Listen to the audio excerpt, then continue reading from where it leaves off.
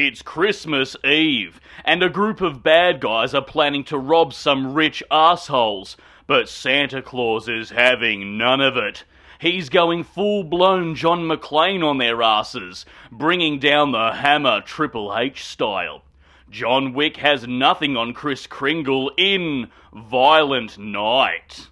Hello there, you loose units, and welcome back to another episode of Spicy Boy Reviews. I'm, of course, your host, Andrew Isles. That's right, it's our second Christmas film here, Violent Night, directed here by Tommy Wirkola, a Norwegian director who's known for directing the 2013's film Hansel and Gretel. We meet a cynical, alcoholic, burnt-out Santa giving Billy Bob Thornton a run for his money, played here to perfection by David Harbour. He's sick of the Santa Claus gig, wants to throw in the towel here because the naughty list grows longer and longer every year because kids these days are just narcissistic consumers. And this may very well be Santa's last Christmas.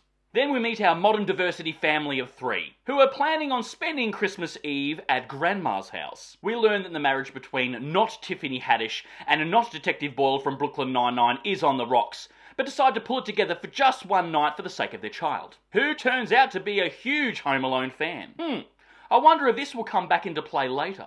They arrive at Wayne Manor where Grandma lives, who is a brutally cold matriarch who's the cliché distant billionaire mother pitting her children against one another. You know, snarky comments, high expectations and all. Great casting here with Beverly D'Angelo too. Tip of the cap, much?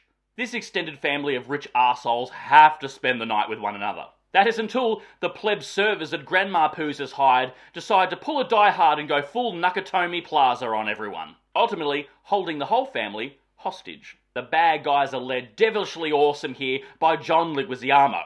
It seems that Grandma Poos has hidden $300 million in a safe somewhere in the house. This sounds familiar. John Leguizamo is doing his best 90s action bad guy here, and I've got to say, he does a magnificent job. Of course, Santa Claus is caught in the crossfire, his reindeers piss off and leave him isolated here, so he's called into action to save the family. He has inside information and a point of contact via walkie-talkie with granddaughter Trudy here, who is being the Sergeant Pal to his John McClane. Then Santa Claus starts picking off the bad guys one by one, and all the bad guys have cute little Christmas code names. And oh boy, does it get creatively violent. The kills are awesome, the gore is aplenty, and the dark humour all sticks the landing.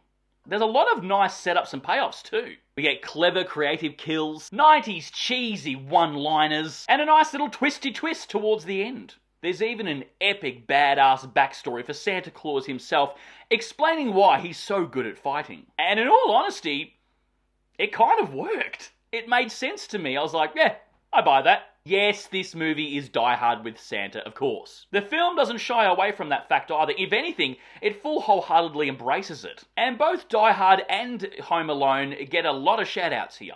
In saying that, though, the film does heavily use the structure of the first Die Hard film, and Die Hard 2, oddly enough. There's also an epic John Wick-style fight sequence in a cabin where Santa Claus is picking off a bunch of henchmen just using a sledgehammer. It's fucking awesome! And if this scene doesn't give you a stiffy, maybe you're just dead inside. Also, the film does have an uber-violent version of Home Alone at one point. Home Alone fangirl Trudy sets up some Home Alone-style traps, and it's all executed perfectly.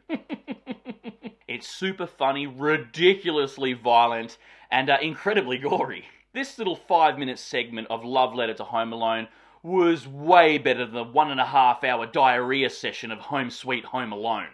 David Harbour does a fantastic job of playing Santa here. Yes, he's thrust into a violent action film, but there's other points where he's just legit Santa, and I loved it. He's going to go down as one of my favourite interpretations of the character, going down for me with Tim Allen, Kurt Russell, and now David. It's interesting to see the success of Stranger Things, and producers in Hollywood really trying to cash in on David Harbour's talent. Trying to find ways to make him a schlubby action hero. I mean, in this film, I think they fucking nailed it. His casting is almost too perfect. Yeah, this is a damn good time. A little nitpick though, is the film did feel like it was going on a little bit too long towards the end, like there's a potential for 3 endings, but hey, I still loved it. This is definitely going to go into the rotation of go-to Christmas movies for me every year. Die Hard with Santa. Simple, yet genius. If you couldn't tell, I fucking love this film. Go out and see it. Violent Night.